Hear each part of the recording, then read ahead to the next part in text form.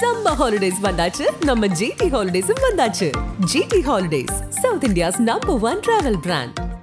மார்க்கெட்லயே கம்மி சேதாரத்துல இன்னும் 1% தள்ளுபடி கொடுப்போம். ஓகே, வைரநக கேரட்டுக்கு 5000 தள்ளுபடி கொடுப்போம். தள்ளுபடி திருவிழா. ஆச்சி பாதாம் ட்ரிங்க். ஆச்சி பாதாம் ட்ரிங்க் ஒன்னு வாங்குனா ஒன்னு ஃப்ரீ.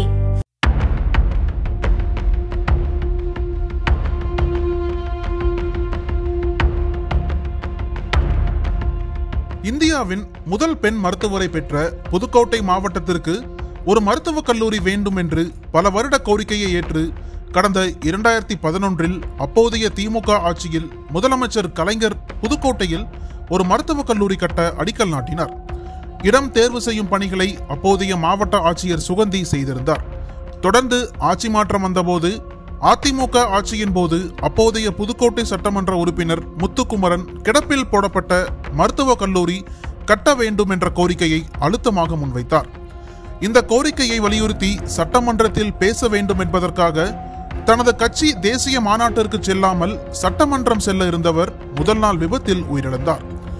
தொடர்ந்து சுகாதாரத்துறை அமைச்சர் விஜயபாஸ்கர் புதுக்கோட்டை மருத்துவக் கல்லூரி கோப்புகளை கையில் எடுத்து அரசு நிதி ஒதுக்கீடு பெற்று 11 மாதங்களில் கட்டுமானம் முடிக்கப்பட்டு கடந்த 2017 ஜூன் 6ஆம் தேதி அப்போதைய முதலமைச்சர் எடப்பாடியால் திமுக சட்டமன்ற உறுப்பினர்களை புறக்கணித்து புதுக்கோட்டை மருத்துவக் கல்லூரி மருத்துவமனை திறந்து வைக்கப்பட்டது.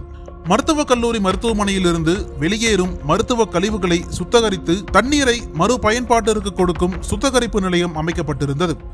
இந்த தண்ணீரை மருத்துவமனை மீண்டும் பயன்படுத்தலாம் என்றனர். ஆனால் 2018 நவம்பரில் வீசிய கஜா புயலில் மாவட்டமே புரட்டி போட்டதில் மருத்துவக் கல்லூரிக்குள்ளும் அந்த பாதிப்பு ஏற்பட்டது. கழிவுநீர் சுத்தகரிப்பு நிலையம் முற்றிலும் சேதமடைந்தது. இதனால் மருத்துவமனையில் இருந்து வெளியேற்றப்படும் மருத்துவ கழிவுகளுடனான கழிவுநீர் சுத்தகரிக்காமல் கால்வாய்களில் மிதந்து அருகில் உள்ள ராஜாப்பட்டி, முள்ளூர் உள்ளிட்ட சுற்றியுள்ள கிராமங்களுக்குள் போய் அங்குள்ள நீர்நிலைகளை அசுத்தமாக்கியது. இதனால் அப்பகுதி மக்கள் கொதிப்படைந்தனர். இதனால் குடிநீர் மாசுபட்டது. குளத்து நீர் உடலில் அரிப்பு ஏற்படுத்தியது. பல நோய்கள் பரவும் அபாயம் ஏற்பட்டு வந்தது. இந்த நிலையில் தான் அந்த சுத்தகரிப்பு நிலையத்தை மறுசீரமைப்பு செய்ய கோரி மருத்துவக் கல்லூரி நிர்வாகமும் சுற்றியுள்ள கிராம மக்களும் அப்போதைய அதிமுக அரசிடம் பல முறை கோரிக்கை வைத்தும் அப்போதைய சுகாதாரத்துறை அமைச்சர் விஜயபாஸ்கரிடமும் பலமுறை கோரிக்கை வைத்தனர். ஆனால் சீரமைக்கப்படவில்லை. அதன் பிறகு ஆட்சி மாற்றம் ஏற்பட்ட நிலையில் கடந்த 3 ஆண்டுகளுக்கு மேலாக திமுக ஆட்சியாளர்களிடமும் தொடர்ந்து கோரிக்கை வைத்து வருகின்றனர். ஆனாலும் பலனில்லை. இதனால் தற்போது மருத்துவக் கல்லூரி மருத்துவமனையிலிருந்து வெளியேறும் மருத்துவ கழிவுகள் பழைய சேதமடைந்த சுத்தகரிப்பு நிலையத்தை ஒட்டியுள்ள 2 குட்டைகள் நிரம்பி வெளியேறுவதுடன் குட்டைகளுக்கு வராமல் ஊருக்குள் போகும் கால்வாய்களில் நேரடியாகவும் கழிவுகள் ஊருக்கு போய் கொண்டிருக்கிறது. இந்த நிலையில் தான் கடந்த 5 ஆண்டுகளாக சுத்தகரிப்பு நிலையம் அமைக்க வலியுறுத்தி வந்த மாசு கட்டுப்பாட்டு வாரியம் சான்று வழங்க மறுத்து வந்ததுடன் கடந்த 10 மாதங்களுக்கு முன்பு மருத்துவக் கல்லூரி முதல்வர் மீது வழக்கு தொடர்ந்துள்ளது. 10 மாதங்களாக மருத்துவக் கல்லூரி முதல்வர் கலைவாணி வாய்தாவிற்கு ஆஜராகி வருகிறார். இது குறித்து மருத்துவக் கல்லூரி வட்டாரத்தில் கூறும்போது, மருத்துவக் கல்லூரி மருத்துவமனை தொடங்கும் போது 100 கணக்கில் உள் நோயாளிகளும் ஒரு நாளைக்கு சில ஆயிரம் பேர் வந்து புற நோயாளிகளாகவும் வந்து போனார்கள்.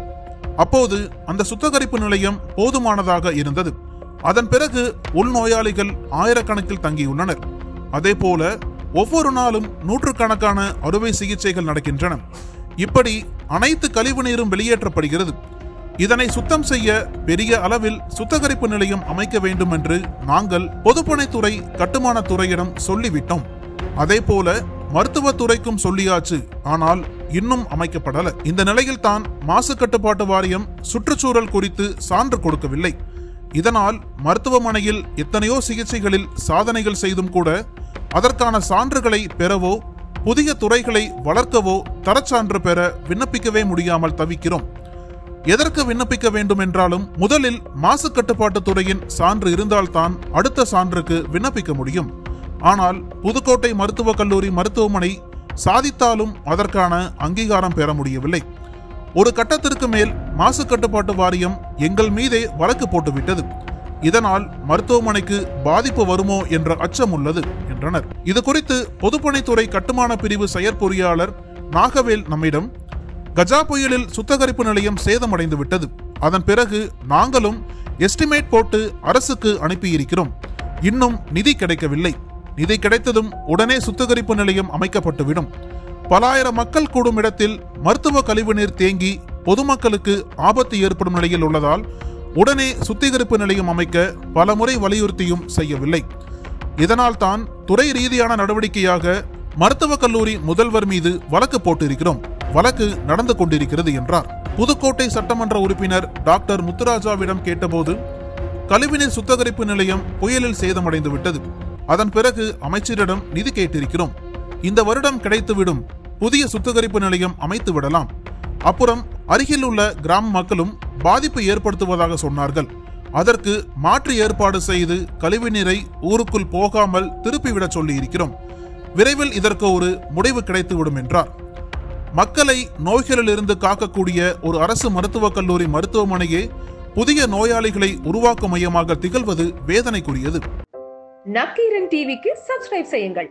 உங்கள் ஆதரவே எங்கள் பலம். ஆசிரியர்களுக்கு நண்பனாகவும் மாணவர்களுக்கு ஆசானாகவும் திகழும் தேர்வு வழிகாட்டி. ஒவ்வொரு பாடத்திற்கும் அனுபவமிக்க ஆசிரியர்களின் துல்லியமான தெளிவான விடைகள். CNC இருக்கு, தேர்வு பயம் எதற்கு? இது தீரன் பப்ளிஷிங் ஹவுஸ் விற்பனை வெளியீடு.